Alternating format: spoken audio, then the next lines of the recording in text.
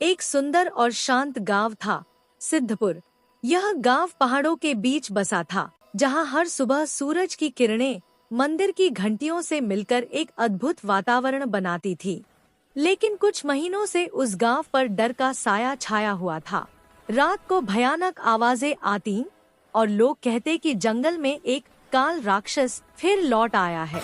गांव के पुजारी रामदास रोज माँ काली की आरती करते और कहते, माँ काली अपने भक्तों की रक्षा जरूर करेंगी, बस हमें डरना नहीं चाहिए।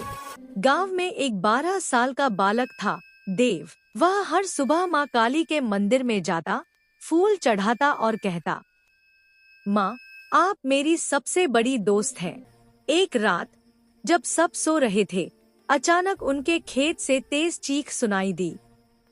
देव के पिता दौड़कर बाहर गए और बोले, कोई हमारे बैल को ले गया। गांव के लोग डर के मारे बाहर नहीं निकले।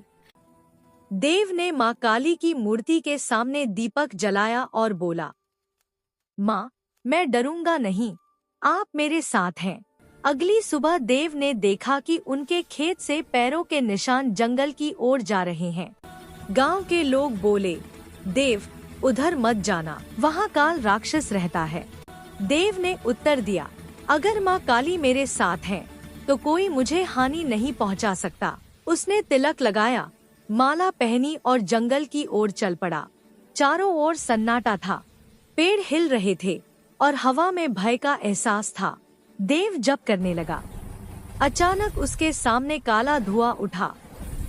उस धुएं से एक विशालकाय राक्षस निकला, जिसकी आंखें लाल और दांत तलवार जैसे थे। राक्षस बोला, छोटे बच्चे तू मेरी भूमि में आया है, अब तू भी मेरा भोजन बनेगा। देव कांप गया, पर उसके होठों से निकला, यह भूमि माँ काली की है, तेरी नहीं। जोरदार गर्जना की और देव की ओर बढ़ा। देव ने आंखें बंद कर ली और पूरी श्रद्धा से चिल्लाया, जय माँ काली। अचानक आकाश में बिजली कड़की, धरती हिल गई। एक प्रचंड प्रकाश के साथ माँ काली प्रकट हुई। काली देव, लाल जहवा, गले में खोपड़ियों की माला और हाथ में त्रिशूल। जो निर्दोषों को कष्ट देता है उसे दंड अवश्य मिलता है। उन्होंने त्रिशूल उठाया और एक ही वार में राक्षस राख में बदल गया। पूरा जंगल शांत और पवित्र हो गया। देव गांव लौटा और सबको सारी बात बताई। लेकिन जब लोगों ने देखा कि जंगल में अब कोई डर नहीं रहा, सबने जाना कि सच में माँ काली प्रकट हुई थी। गांव के लोग मंदिर पहुँचे, सामूहिक आरती की और हर घर में दीपक जलाया गया। पुजारी रामदास ने कहा, यह घटना हमें याद दिलाती है कि सच्ची आस्था से बढ़कर कोई शक्ति नहीं। देव को सब माँ काली का बाल भक्त कहने लगे। वह हर दिन मंदिर में जाकर बच्चों को भक्ति और निडरता का पाठ पढ़ाने लगा।